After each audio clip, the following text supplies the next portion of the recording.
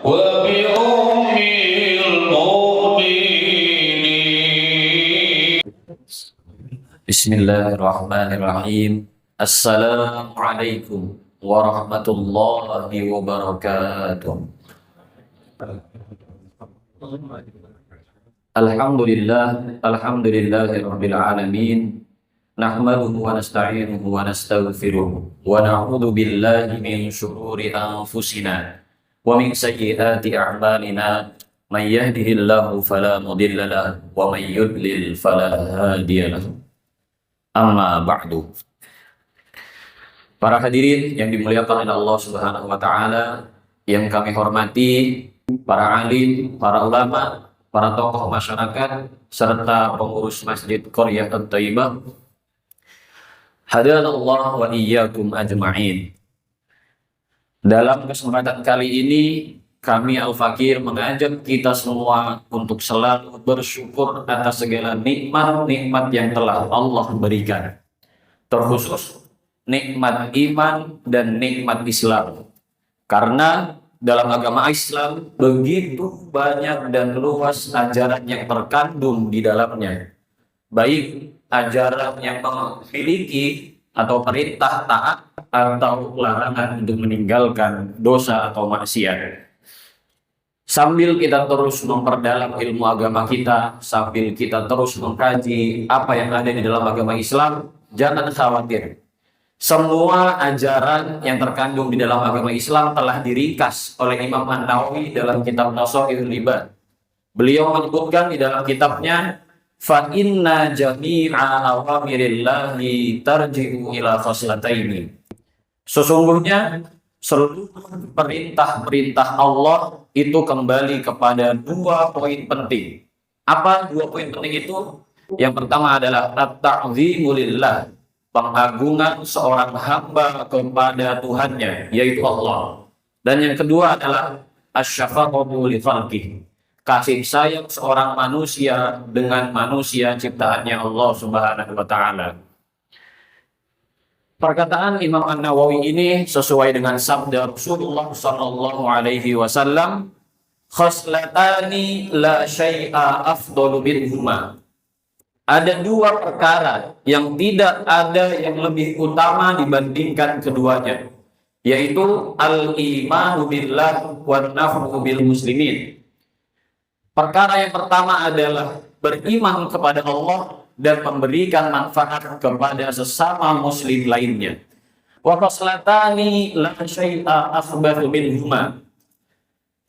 Dan ada dua perkara yang tidak ada yang lebih keji, lebih buruk dari keduanya, yaitu asyirku billah wa durru bil muslimin.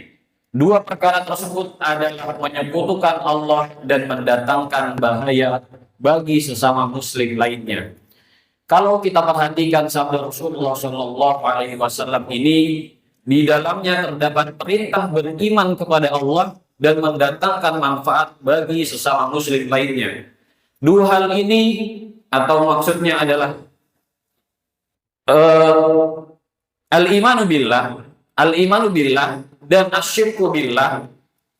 Maksudnya adalah beriman kepada Allah dan menahan dirinya untuk tidak menyekutukan Allah adalah bukti pengagungan seorang hamba kepada Tuhannya, yaitu Allah. Dan mendatangkan manfaat bagi sesama muslim lainnya dan menahan dirinya agar tidak mendatangkan bahaya bagi muslim lainnya adalah bukti bahwa ia memberikan kasih sayang kepada sesama makhluk ciptaannya Allah Subhanahu wa taala. Maka dari itu, para hadirin yang dirahmati oleh Allah Subhanahu wa taala, perkara pertama yang paling utama untuk diamalkan oleh kita semua adalah beriman kepada Allah Subhanahu wa taala. Allah berfirman di dalam Al-Qur'an Al-Karim, ya ayyuhalladzina amanu aminu billahi wa rasulih. Wahai orang-orang yang beriman, berimanlah kamu kepada Allah dan Rasul-Nya. Kalau kita lihat kenapa di dalam ayat ini Allah memberikan perintah kepada orang yang beriman untuk beriman. Dalam kitab tafsir Jalalain dijelaskan, ya ayyuhalladzina amanu aminu ay dawimu alal imani. Wahai orang-orang yang beriman, berimanlah kamu. Maksudnya adalah daqimu 'alal imani. Jagalah iman kamu sekalian. Karena kita tahu bahwasanya iman dalam hati seseorang yazidu wa yanqus. Kadang bertambah dan kadang berkurang. Yazidu bil ta'ah, bertambah karena ketaatan yang dilakukan, wa yanqusu bil maksiat, dan berkurang karena maksiat yang dilakukan oleh seorang hamba. Maka dari itu kita diperintahkan untuk selalu menjaga iman kita untuk mengerjakan ketaatan dan menjauhi yang namanya maksiat atau dosa yang telah Allah tetapkan. Para hadirin, iman adalah perkataan dan perbuatan. Al-Imam Asy-Syafi'i berkata, innal imana qaulun wa amalun wa niyatun. Sesungguhnya iman itu adalah perkataan, perbuatan, dan keyakinan hati. La yajzimu wahidun minas thalathati 'anil akhar. Yang tidak bisa terpisah satu bagian dari tiga bagian lainnya. Maksudnya adalah ketika seseorang telah mengaku bahwa dirinya beriman, maka ia harus mengungkapkan keimanannya dengan mengucapkan dua kalimat syahadat. Meyakini dalam hatinya bahwa Allah adalah Tuhannya dan membuktikan keimanan ia kepada Allah dengan mengerjakan amal-amal yang membuktikan bahwa ia adalah orang yang beriman. Jadi ketika ada orang mengaku bahwasanya dia mengakui atau beriman, percaya akan adanya Tuhan, tapi dia tidak mau mengucapkan dua kalimat syahadat, maka dia belum bisa disebut orang yang beriman. Begitu pula juga ketika dia sudah mengucapkan dua kalimat syahadat, namun di dalam hatinya masih terdapat hal atau zat yang lebih kuat atau bahkan menandingi Allah, maka dia terjadi di dalam hatinya itu kesyirikan, sehingga tidak bisa disebut juga sebagai seorang yang beriman. Begitu pula ketika dia sudah meyakini bahwa Allah adalah Tuhannya, membuktikan dengan ucapan syahadat, tetapi dia tidak membuktikan keimanannya dengan mengerjakan amal-amal kebaikan, yaitu perintah mengerjakan taat dan menjauhi larangan yang telah Allah tetapkan, maka dia belum bisa dibilang sebagai orang beriman dengan iman yang sebaik-baiknya dan iman yang sempurna. Maka dari itu, ketika seseorang mengaku dia telah beriman, maka ia harus menjaga hubungannya dengan Allah, yaitu hablum minallah. Sebagai contoh, Allah Subhanahu wa taala berfirman, "Faqimus sholata wa atuz zakata." Maka dirikanlah sholat dan tunaikanlah zakat. Kalau kita cermati ayat Al-Qur'an ini, terdapat di dalamnya dua perintah, yaitu mendirikan sholat dan menunaikan zakat. Kalau kita cermati lebih dalam lagi, sholat merupakan bentuk pengagungan seorang hamba kepada Tuhannya, bentuk hubungan seorang manusia dengan Tuhannya. Dan menunaikan zakat merupakan bentuk taat ia akan perintah Allah, dan di samping itu adalah bentuk kasih sayang ia kepada sesama makhluk ciptaannya Allah. Karena di dalam syariat zakat itu ada kasih sayang seorang muslim yang diberikan kepada muslim lainnya. Karena kita sudah mengetahui bahwasanya ada 7 golongan yang mendapatkan, atau 8 asnaf yang mendapatkan zakat, dari yang kaya kepada yang fakir. Ataupun ada contoh lain di dalam surat Luqman ayat 14. Anishkurli wa liwalidayka. Bersyukurlah kepadaku dan kepada kedua orang tuamu. Anishkurli, bersyukurlah kamu sekalian kepada aku, yaitu Allah. Itu adalah bentuk pengagungan seorang hamba kepada Tuhannya. Waliwalidayka, dan bersyukurlah kamu kepada orang tuamu, itu adalah bentuk kasih sayang anak kepada orang tuanya. Bahwasanya orang tualah yang merawat kita, yang mendidik kita, yang membiayai kita dari kecil sampai besar. Maka berterima kasihlah kepada orang tua. Maka di samping itu adalah bentuk perintah taat kepada perintah Allah, di samping sisi itu juga merupakan bentuk kasih sayang seorang manusia kepada muslim lainnya. Maka mukmin yang tidak hanya baik hubungannya dengan Allah Subhanahu wa taala, akan tetapi ia juga memperhatikan dan menjaga hubungannya dengan manusia lainnya yang sering kita dengar hablum minan nas. Oleh karena itu, perkara kedua yang utama untuk diamalkan adalah bermanfaat kepada muslim lainnya. Rasulullah Shallallahu Alaihi Wasallam bersabda, "Ahabbul ibadi ilallah ta'ala anfa'un nasi lin nasi." Manusia yang paling dicintai oleh Allah adalah manusia yang paling bermanfaat bagi orang lain. Wa ahabbul a'mali idkhalus sururi ala qalbil mu'min. Dan amal yang paling utama adalah menghadirkan rasa gembira dalam hati seorang mukmin. Menjadi manusia yang bermanfaat merupakan bentuk ikhtiar kita agar memberikan kasih sayang kepada sesama makhluk ciptaannya Allah. Maka Imam An-Nawawi dalam kitab Nashaihul Ibad menjelaskan jalan menjadi seseorang yang bermanfaat. Wan naf'u lil muslimina ay bil maqali aw bil jahi aw bil mali aw bil badani. Yang dimaksud dengan bermanfaat atau memberikan manfaat kepada muslim itu bisa dengan ucapan, pangkat, harta, ataupun badannya. Memang banyak cara agar menjadi manusia yang bermanfaat. Jadi tidak hanya satu hal atau satu perkara yang membuat kita menjadi manusia yang bermanfaat. Tapi dalam kitab Nashaihul Ibad, Imam An-Nawawi menjelaskan ada banyak cara menjadi manusia yang bermanfaat. Di antaranya adalah menjadi manusia yang bermanfaat dengan ucapan atau lisan. Allah Subhanahu wa taala berfirman, "Wa tawasau bil haqq wa tawasau bis sabr." Saling menasihatilah kalian untuk kebenaran dan saling menasihatilah kalian untuk kesabaran. Di dalam ayat ini terdapat perintah kita untuk saling memberikan nasihat, untuk saling mengingatkan, untuk saling mengajak kepada sesama muslim kepada kebaikan. Untuk mengajak orang kepada kebaikan dan menasehatinya tidak perlu menjadi seorang dai atau ulama, atau tidak harus menunggu diri kita menjadi seorang dai atau ulama. Tapi kita bisa mulai dari 3M, sebagaimana Agim berkata, 3M, mulai dari diri sendiri, mulai dari hal yang terkecil, dan mulai dari saat ini. Maksudnya adalah ketika kita sadar bahwasanya kita orang yang beriman, kita diwajibkan untuk memberikan manfaat bagi orang lain, dan itu bisa digunakan menggunakan lisan kita, maka kita ajak diri kita sendiri terlebih dahulu. Kita ajak mulai dari hal yang terkecil, yaitu dari lingkup yang terkecil yang kita miliki. Yang bapak-bapak bisa mengajak keluarganya untuk datang ke pengajian, untuk membantu bersih-bersih masjid atau kerja bakti, atau bahkan dalam lingkup yang besar seperti pemerintahan dan sebagainya. Nah, itu cara yang pertama, bermanfaat dengan menggunakan lisannya.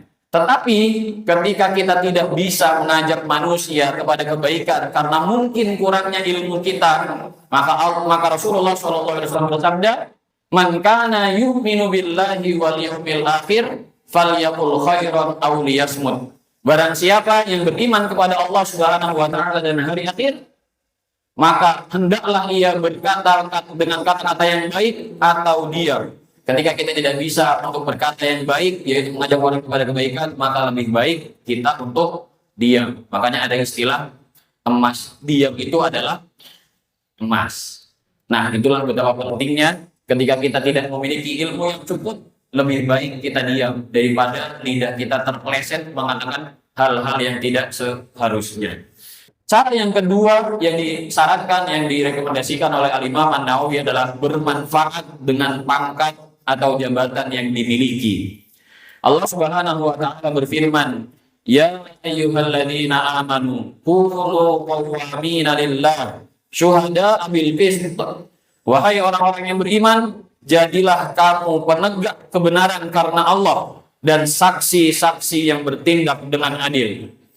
Ketika seseorang mengaku bahwa dirinya telah beriman dan dia sadar bahwasanya dia memiliki pangkat atau jabatan, maka ia paham bahwa di dalam ayat ini terdapat perintah kunu qawwamina lillah, jadilah kamu penegak kebenaran. Jadi bagi mereka yang memiliki pangkat atau kedudukan, baik di lingkungan tempat tinggal, tempat kerja, bahkan pemerintahan sekalipun, gunakanlah sebaik-baiknya kesempatan itu untuk menjadi manusia yang bermanfaat dengan menghadirkan kebijakan-kebijakan yang terdapatnya di dalam maslahat, baik maslahat rakyatnya di dunia terlebih dan terkhusus maslahat rakyatnya di akhirat. Karena Rasulullah Shallallahu Alaihi Wasallam bersabda, "Yaumun min imamin adilin khairum min ibadatin sittina sanah." Satu hari dipimpin oleh pemimpin yang adil itu lebih baik daripada ibadah selama 60 tahun. Bisa dibayangkan, sudah banyak manusia melakukan kebaikan-kebaikan, ibadah-ibadah, tetapi tidak lebih baik daripada satu hari dipimpin oleh imam yang adil. Maka dari itu, dalam hal dan keadaan yang saat ini, kita selalu memohon dan meminta kepada Allah agar kita diberikan pemimpin yang adil. Maka di antara doanya adalah Allahumma rzuqna imaman adilan wa na'udzubika min sultanin dzalimin. Amin. Dan cara yang ketiga adalah bermanfaat dengan harta. Allah Subhanahu wa taala berfirman, "Ya ayyuhalladzina amanu anfiqu min thayyibati ma kasabtum." Wahai orang-orang yang beriman, infakkanlah sebagian dari hasil usahamu yang baik-baik. Ketika kita mencermati ayat ini dan kita merasa bahwa diri kita adalah orang yang beriman, kita sadar bahwasanya harta yang kita miliki ada bagian yang harus kita berikan kepada muslim yang membutuhkan. Mereka yang ditakdirkan oleh Allah menjadi hambanya yang kaya, janganlah sombong dan jangan lupa diri bahwa di dalam hartanya ada harta bagi muslim yang membutuhkan. Maka ia harus menginfakkan hartanya sebagai bentuk taat atas perintah Allah dan sebagai bentuk kasih sayang ia kepada makhluk ciptaannya Allah yang lain. Dan mereka yang ditakdirkan fakir oleh Allah Subhanahu wa taala, hendaklah ia ridho dan sabar menjalani ketetapan yang telah Allah berikan. Maka ketika sudah tercipta keharmonisan antara yang fakir dengan yang kaya menegakkan atau menjalankan kewajibannya yaitu menunaikan zakat, infak, sedekah sebagai bentuk kasih sayang kepada yang fakir menghormati yang kaya karena ia telah menunaikan kewajibannya. Ia telah menunaikan perintah Allah Subhanahu wa taala. Dan mungkin cara yang terakhir adalah bermanfaat dengan badan atau tenaga. Ketika kita sudah tidak bisa menjadi orang yang bermanfaat dengan lisan, dengan mengajak orang kepada kebaikan, atau kita tidak memiliki harta yang cukup bahkan lebih, atau kita tidak memiliki hak pangkat atau jabatan, maka setidaknya ada satu cara lagi yang bisa menjadikan kita manusia yang bermanfaat, yaitu dengan badan atau tenaga. Rasulullah Shallallahu Alaihi Wasallam bersabda, "Unsur akhaka zaliman au madluman." Tolonglah saudaramu yang berbuat zalim maupun yang dizalimi. Yaitu ketika kita melihat ada perbuatan zalim, tarik orang tersebut. Jangan sampai kalian melakukan hal yang zalim. Misalkan ada orang ketemu atau berantem di jalan, ya. Memukul kan tidak boleh. Kalau zaman dulu ketika masa-masa Islam berjaya, ketika orang memukul, maka hukumannya dipukul balik. Kisos namanya. Jadi ketika dipukul, ketika kita tahu dia pengen berantem, gara-gara suatu masalah, tahan tangannya, tarik tangannya, jangan sampai dia memukul. Karena dia akan berbuat zalim dengan manusia lainnya, dengan sesama muslim lainnya. Maka itu adalah cara yang paling mudah. Karena siapapun pasti punya tenaga, siapapun punya anggota badan untuk menolong saudara muslim lainnya. Karena pada hakikatnya muslim dengan muslim lainnya adalah saudara. Innamal mu'minuna ikhwah. Dan Rasulullah Shallallahu Alaihi Wasallam bersabda, "Al mu'minu lil mu'mini kal bunyani yashuddu ba'duhum ba'du." Seorang mukmin dengan mukmin lainnya itu seperti bangunan yang seharusnya ia saling menguatkan satu sama lainnya. Maka sungguh aneh ketika kita melihat seorang muslim menzalimi muslim lainnya. Para hadirin yang dirahmati oleh Allah Subhanahu wa taala, setelah kita mengetahui ada dua perkara yang utama untuk diamalkan, maka kita juga harus mengetahui ada dua perkara yang harus kita tinggalkan. Yang pertama adalah syirik kepada Allah, menyekutukan Allah Subhanahu wa taala. Allah Subhanahu wa taala berfirman, "Wa'budullaha wa la tusyriku bihi syai'an." Sembahlah Allah dan janganlah kamu mempersekutukannya dengan sesuatu pun. Kita mengetahui bahwasanya syirik ini terbagi menjadi dua bagian. Ada syirkul akbar, ada syirik yang besar, dan ada syirkul asghar. Ada syirik yang hukumnya itu kecil.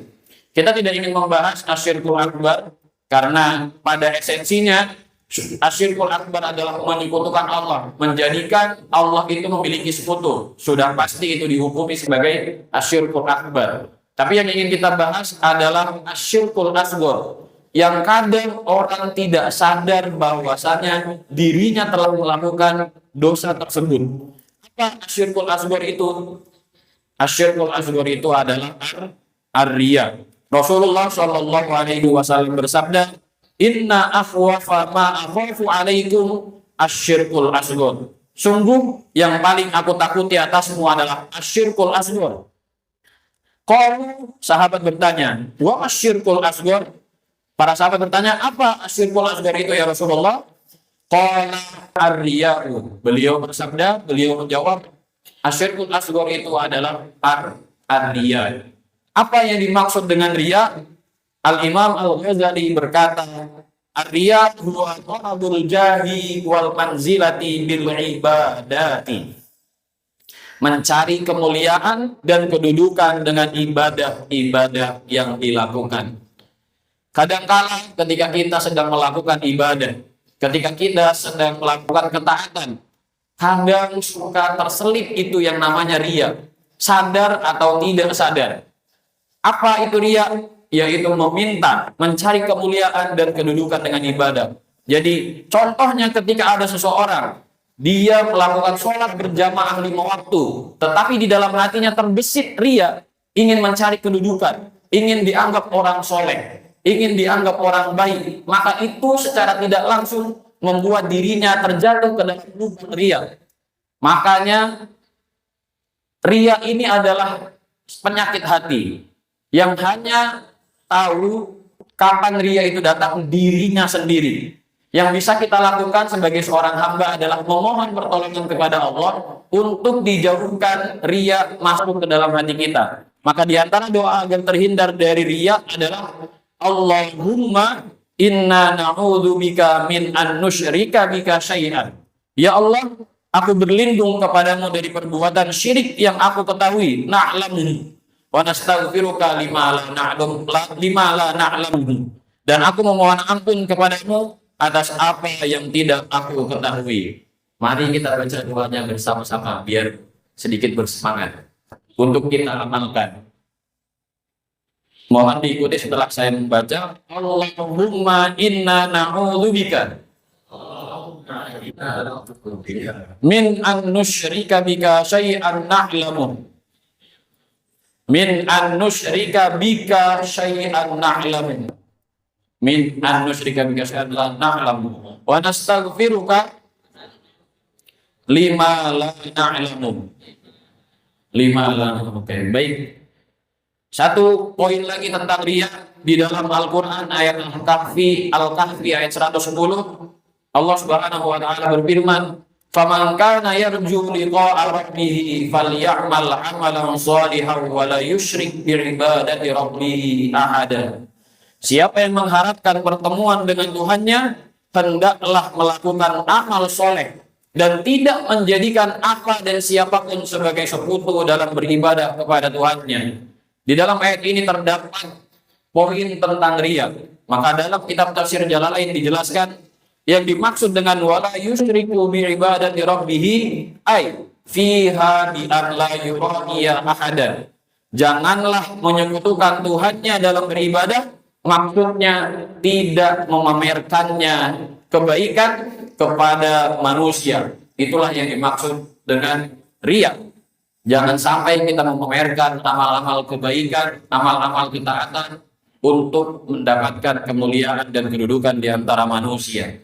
Perkara kedua yang harus kita tinggalkan adalah mendatangkan bahaya bagi muslim lainnya. Di antara contoh mendatangkan bahaya bagi muslim lainnya adalah Allah Subhanahu wa taala berfirman, "Ya ayyuhalladzina amanu la taqulu amwalakum bainakum bil batil." Wahai orang-orang yang beriman, janganlah kamu saling memakan harta sesamamu dengan jalan yang batil. Apa yang dimaksud dengan jalan yang batil? Dalam kitab tafsir Jalalain disebutkan bil batil, yang dimaksud dengan batil itu adalah bil harami fi syar'i kariba wal ghasbi. Yang dimaksud janganlah kamu memakan harta temanmu, teman saudaramu dengan batil adalah dengan perkara-perkara yang haram, seperti riba dan seperti ghosab, atau bisa juga seperti mencuri.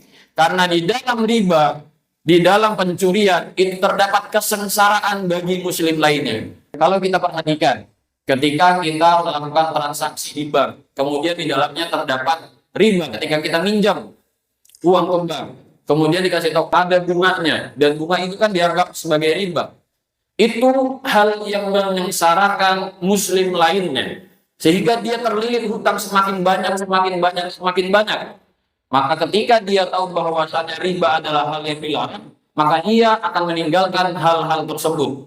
Atau begitu pula juga dengan pencurian. Orang lain sudah susah-susah bekerja, orang lain sudah berusaha mencari rizkinya Allah Subhanahu wa Ta'ala. Datang yang namanya pencuri, datang yang namanya pencopet. Berarti dia belum sadar bahwa mendatangkan bahaya bagi muslim lainnya itu harus ditinggalkan, dan itu adalah suatu perintah untuk meninggalkan kemaksiatan atau perbuatan dosa. Atau contoh lainnya yang sering kita lakukan adalah kadang-kadang kita melakukan fala taqul lahuma uffin wa tanharhuma. Maka janganlah sekali-kali engkau mengatakan kepada keduanya, maksudnya adalah orang tua, perkataan dan janganlah engkau membentak keduanya. Di dalam ayat ini terdapat perintah untuk menghormati kedua orang tua. Maka menghormati kedua orang tua adalah bentuk taat kepada perintah Allah Subhanahu wa Ta'ala, dan di samping sisi ia juga bentuk penghormatan kepada kedua orang tua. Maka sungguh aneh ketika kita melihat fenomena zaman sekarang. Banyak anak yang durhaka kepada orang tuanya gara-gara nggak dibeliin motor. Ada kan? Ada beritanya? Banyak.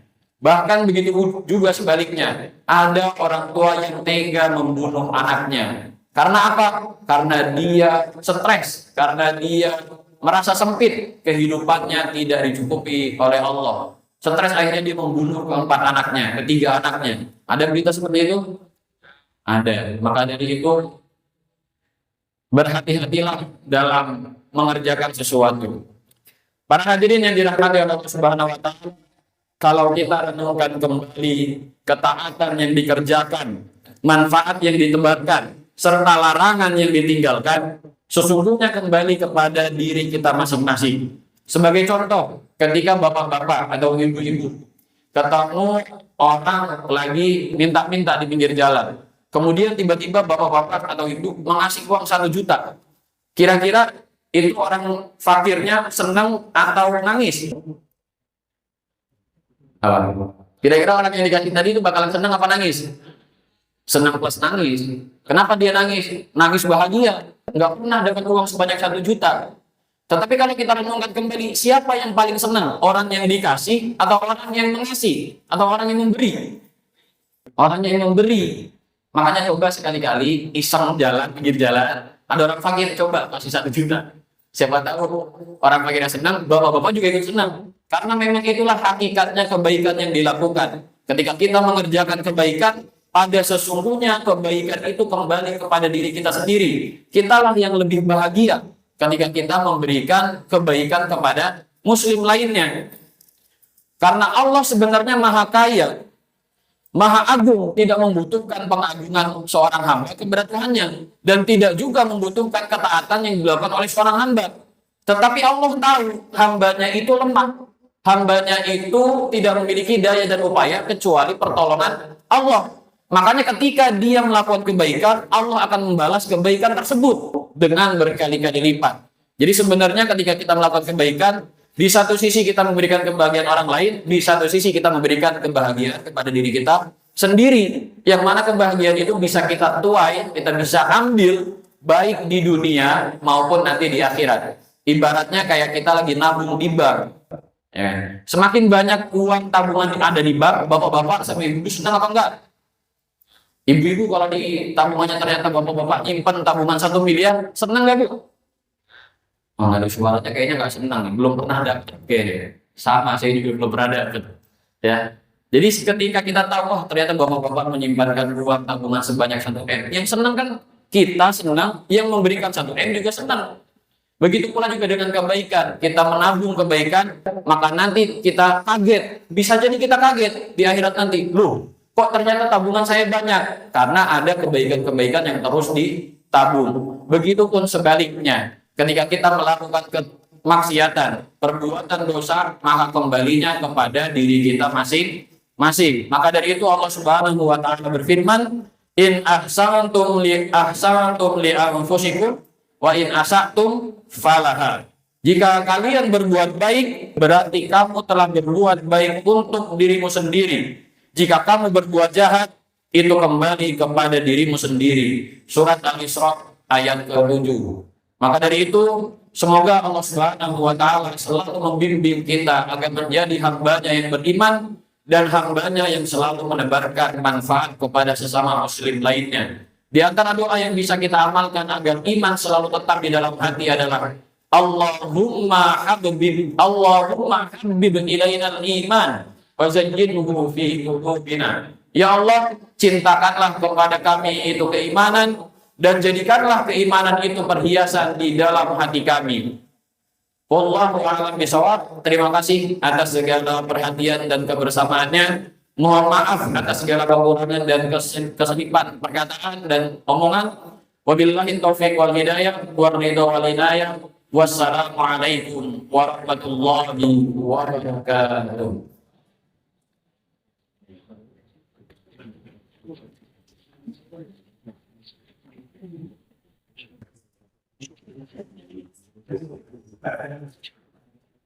Thank you.